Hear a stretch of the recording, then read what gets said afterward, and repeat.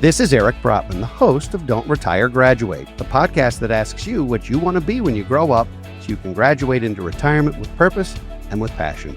Welcome to our Diary of a Financial Advisor segment, where we interview financial advisors about their professional journeys and their passion for helping others succeed.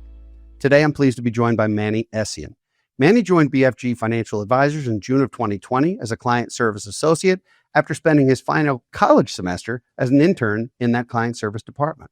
He transitioned to an associate within our advisory team in 2022 and became a financial advisor in 2025. Manny pursued a career in finance and hopes to use his position to help the firm in its efforts to spread financial literacy to the masses, and this is a great way to do that. Manny, welcome to Don't Retire, Graduate. Thank you very much. I know it's been a long time coming. I've been excited to get this podcast going. Yeah, I would love to say that you were first on the list to be on the show, and you were, but you're just too busy. The man is busy. Every time I wanted to do it, you had somebody else lined up, but it finally works out, and I'm ready to get this going. All right, always the bridesmaid, never the bride over here.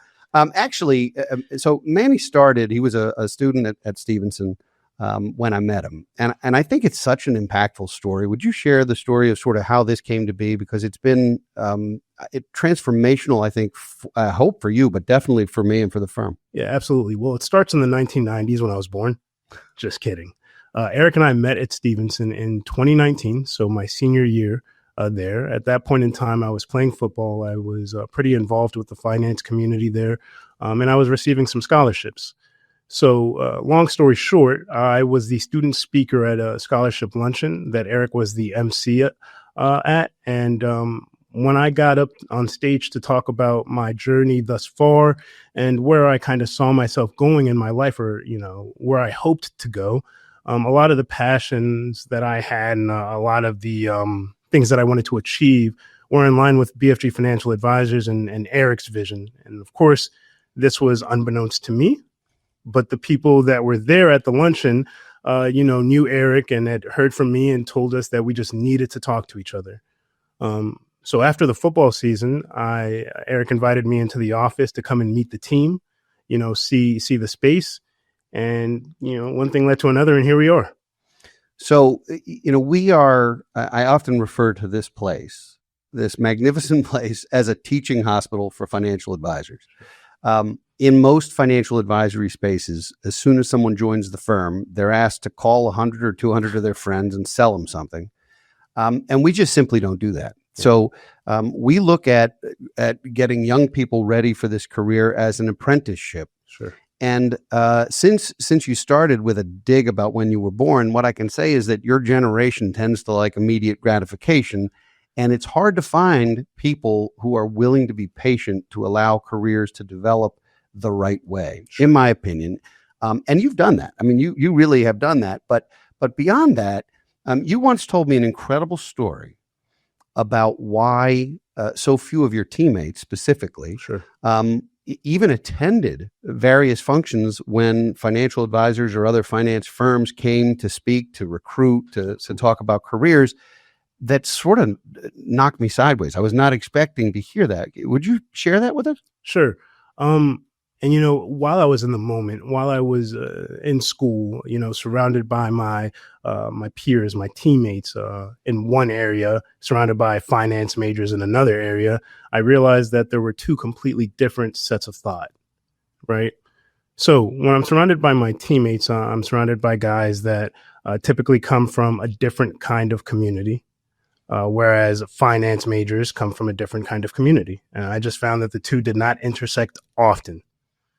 One thing I've learned, and I feel like this might be a universal truth. I don't want to say it is and try and, patent that, but I think you oftentimes try to emulate what you see within your community, whether that be your parents, your uncles, your aunt.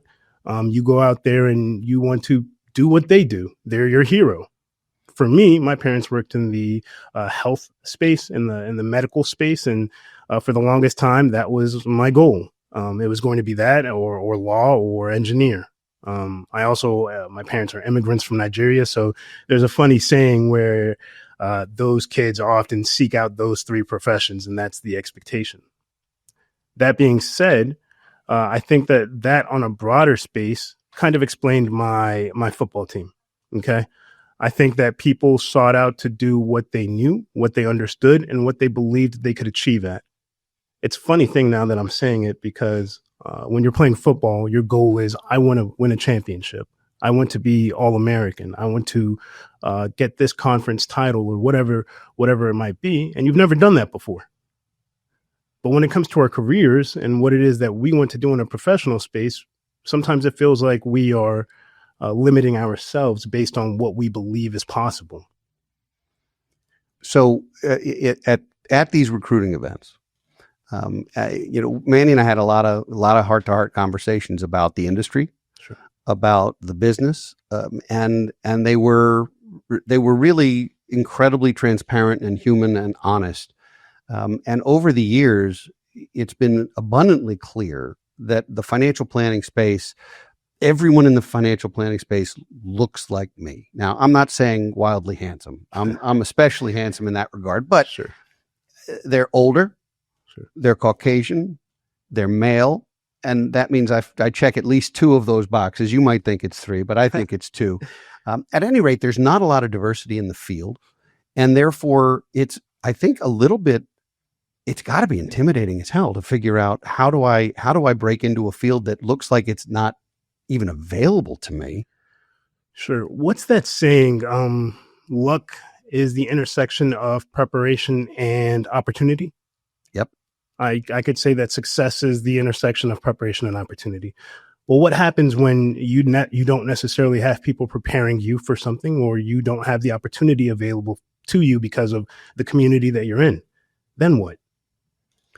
And that's the question I've been trying to answer myself. And I think that that's why I enjoy BFG. I enjoy our huge emphasis on financial literacy. I enjoy that it is not necessarily told to us to do, but the hope and really what has become the standard is that we are evangelizing not what BFG can do, but what having an education or a background in financial literacy can do for you.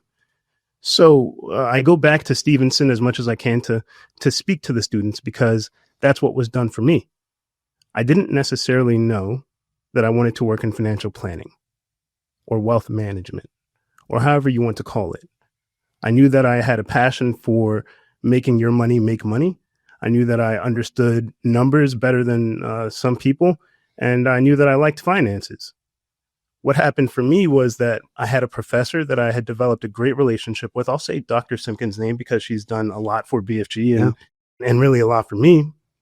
But she told me, Manny, financial planning seems to be the space you would excel at. You enjoy relationships, you enjoy getting to know people, and you enjoy educating. All in all, I believe that sums up to being an advocate and a steward for folks. But that being said, I think that once you have somebody expose you to various careers, then you have a better understanding of what you could be best at. If you've never heard of it, how would you know to go down that road? How would you know to go down that preparation road? How would you know to go to seek out that opportunity? And therefore, how do you find quote unquote luck or success? Yeah, I think luck a lot of times starts with showing up. Sure. Like 90% of it is showing up. And what someone, I might have been Wayne Gretzky, said you miss all the shots you don't take. Absolutely. And that's certainly one of them. So over the 5-year apprenticeship, which I unabashedly refer to it that way because it does require some steps. It requires learning the business, learning the industry, getting some licensing, getting some formal education. It involves serving in different capacities within the organization. It involves sitting in on hundreds of meetings with clients who are going through sometimes financial challenges, sometimes financial opportunities are there, of course, and really getting to know the people. But what I've found, and Manny, I'm going to give you a compliment on the airwaves, which I should know better because I know it'll come back and I'll hear all about it. But the compliment is that no one in this organization holds other people to the standard of excellence that you do. Thank you. You literally tolerate nothing less than someone's best. And I don't know if that came from your parents. I don't know if it came from athletics. I don't know if it came from education or if it just innate to you. But your tolerance for anything less than the best is nil. And that's not to suggest that I'm calling you a perfectionist, because I don't ever get the sense you're a perfectionist. I think you expect perfect effort, not perfect performance. And to me, that is so in line with the way I've tried to grow an organization over 3 decades. Sure. That you are a natural fit for us. So yes, I gave you a compliment on air. I'm sure I'll hear all about it later. Yeah. Now I have to compliment everyone. Yeah. Well, thankfully, you've done most of these because you were holding out on letting me speak to the people. Oh, is that what it is? Okay. Yeah. So let's talk about what's coming, because we're running out of time. I'm going to ask you what you want to be when you grow up, because it feels like a don't retire, graduate tradition. But I also, more than that, want to know sort of what you see the next 5 to 10 years being, now that you're wearing the hat of a client-facing financial advisor in a firm that's growing as rapidly as we are. Sure. Well, to talk about what's coming, I want to just highlight some things from the past. The 5-year apprenticeship. I think it's a two-way street. You said that a lot of people in my generation are not like me, and that they're not, being patient and waiting. But, on the other side, what was the norm, or what is the norm in the industry, is that, you're sat down on your first day and told to call 100 folks. I think that what we experience here is that I've been insulated from some of the pressures of growing a book, and therefore I've been allowed to learn. I've been allowed to experience. And Eric, you say this sometimes when we're getting to know folks. I have never seen your pieces of the puzzle together like this, but I have seen each piece of this puzzle. I have experienced this in the past. I have seen this debt. I have seen this family dynamic to a certain degree, but I've never seen it all together like this. I think that's a fundamental piece of learning that I've been able to get these first 5 years. Now, where does that take me in the future? Hopefully focusing on those things, the things that brought me here, focusing on people's individual characteristics and how that differentiates themselves from one family to the next. What do I want to be when I grow up? An advocate. I'd like to be a steward. I'd like to be the first call. That's what I want to be. I want to be a helper. I guess I should have given you one word, but I really feel like that all just about encompasses what it is that I want to be when I grow up. Well, I think, number one, my money's on you. I think that's exactly what has already happened to a great degree. I don't think that's purely future talk. I think you're already doing that. And you've brought so much to our culture, to our organization, to our team, to our brand, to our model, and to our standards, that I just, this was a pleasure. I'm glad you finally got a chance. Yeah. I might even have you on again. I feel like there's so much I need to say. Well, I might have you on again. We'll have to talk about it. But sure. But thank you, Manny, for doing Absolutely. this. There's a lot of enormous opportunity ahead, and I'm glad you're on our bus and that we're going together. Thank you. I'm happy to be here. I'd like to thank all of you for listening and watching today. If you enjoy our show, please subscribe so we can continue to be a part of your journey to financial freedom. We'll be back next week with another engaging guest, and in 2 weeks with another entry in our Diary of a Financial Advisor. For now, this is your host, Eric Brotman, reminding you, don't retire, graduate. Securities offered through Kestra Investment Services, LLC, Kestra IS, member FINRA SIPC. Investment advisory services offered through Kestra Advisory Services, LLC, Kestra AS, an affiliate of Kestra IS. Kestra IS or Kestra AS are not affiliated with Brotman Financial or any other entity discussed.